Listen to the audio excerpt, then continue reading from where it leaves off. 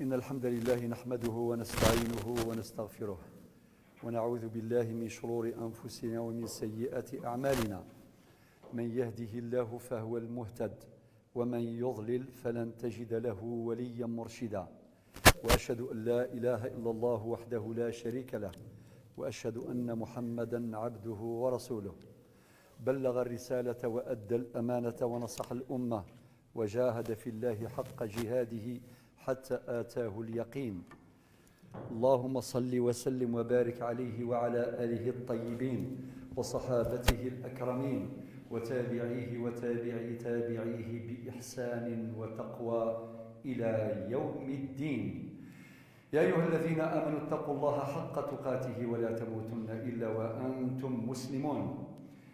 يا أيها الناس اتقوا ربكم الذي خلقكم من نفس واحدة وخلق منها زوجها وبث منهما رجالا كثيرا ونساء، واتقوا الله الذي تساءلون به والأرحام إن الله كان عليكم رقيبا. التاريخ اعتبار. إن دراسة التاريخ تعلمنا كيف نأخذ الدروس. نقرأ تاريخ البشرية لأننا ننتمي إلى الأسرة البشرية. نقرأ تاريخ الأمة لأننا ننتمي إلى أمة.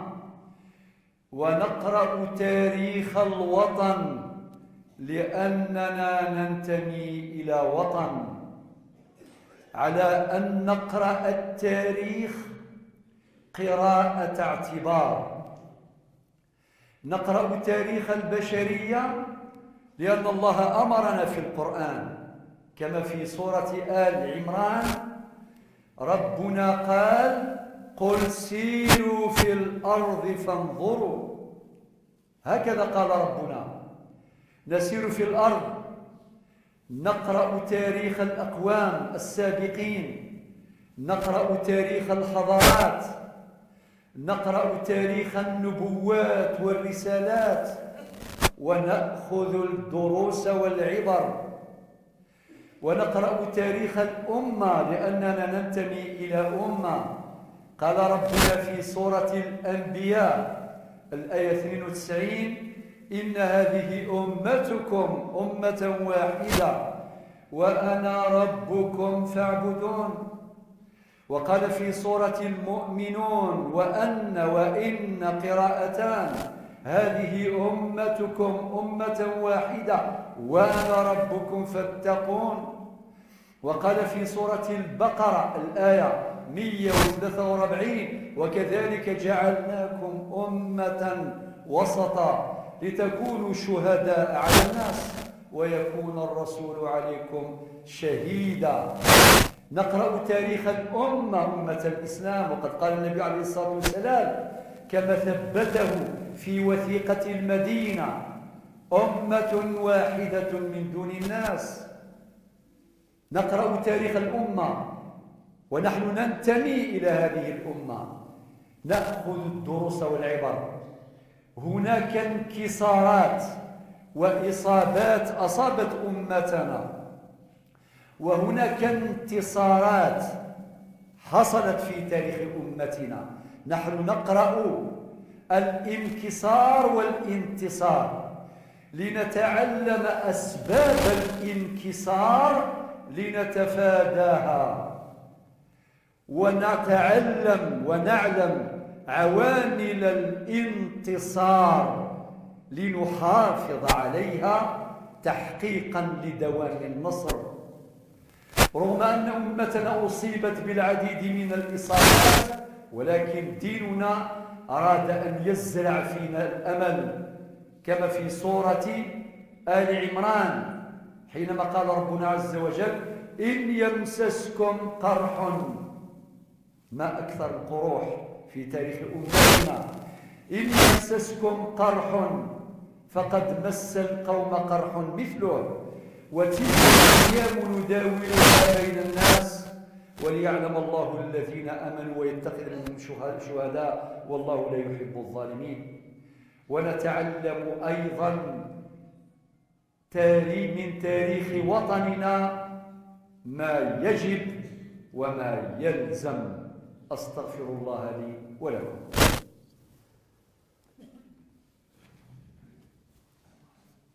الحمد لله رب العالمين، والصلاة والسلام على أشرف المرسلين، وأشهد أن لا إله إلا الله ولي الصالحين، وأشهد أن محمدا عبده ورسوله خاتم النبيين وإمام المرسلين.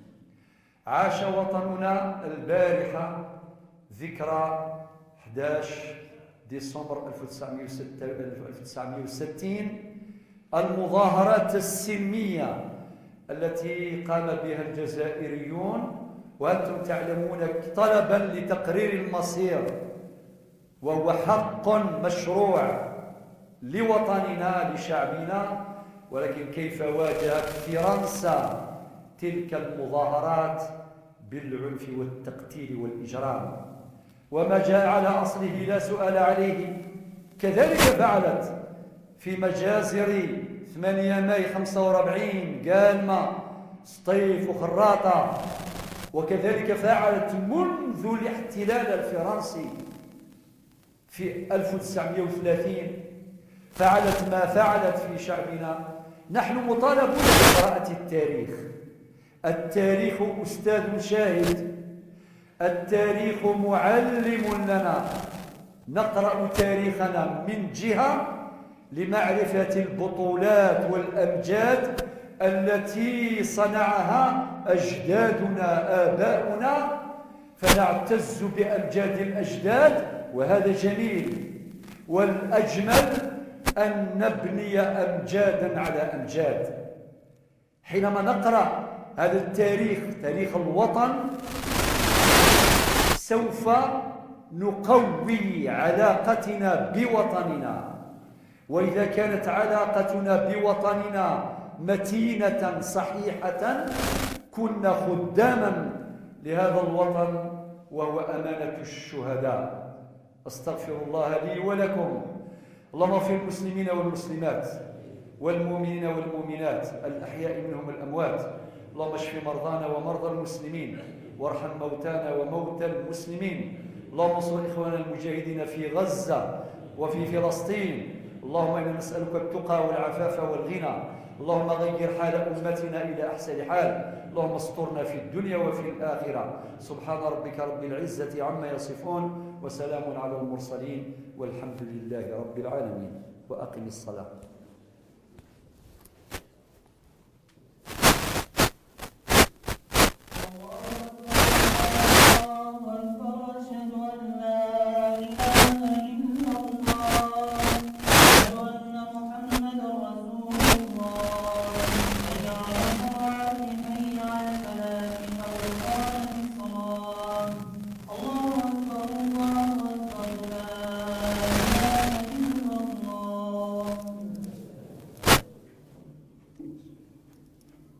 استووا واستقيموا يرحمكم الله.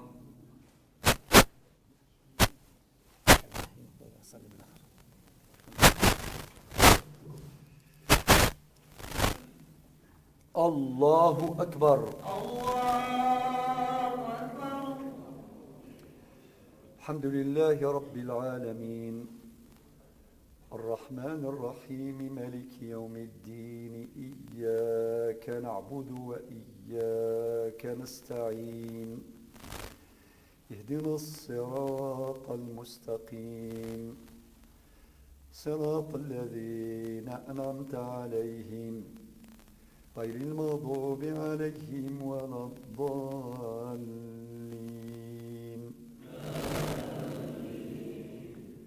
ربنا لا تزغ قلوبنا بعد إذ هديتنا، وهب لنا من لدنك رحمة إنك أنت الوهاب.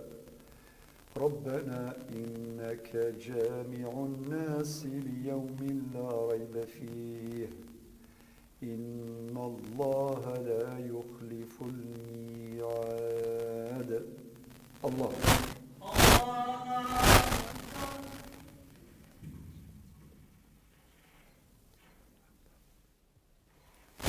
سمع الله لمن حمده. الله أكبر.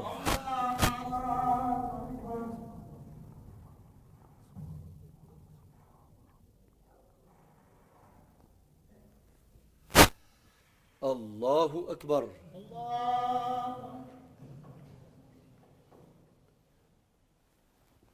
الله أكبر.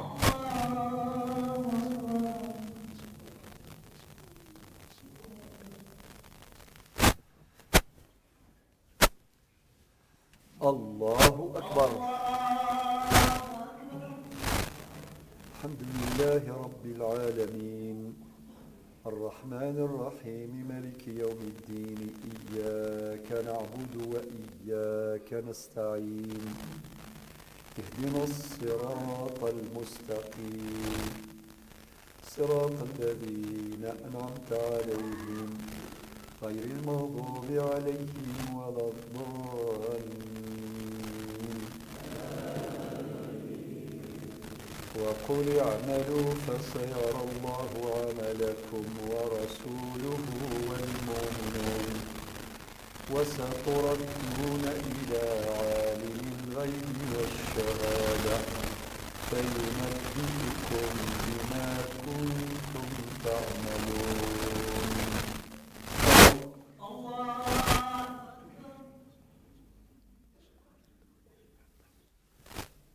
سمع الله لمن حمده.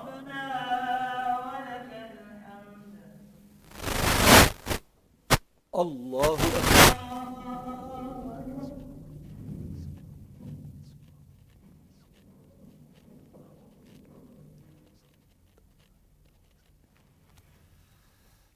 الله أكبر.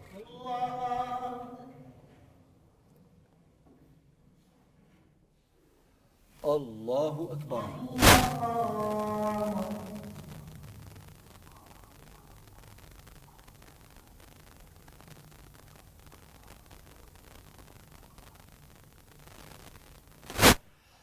الله أكبر.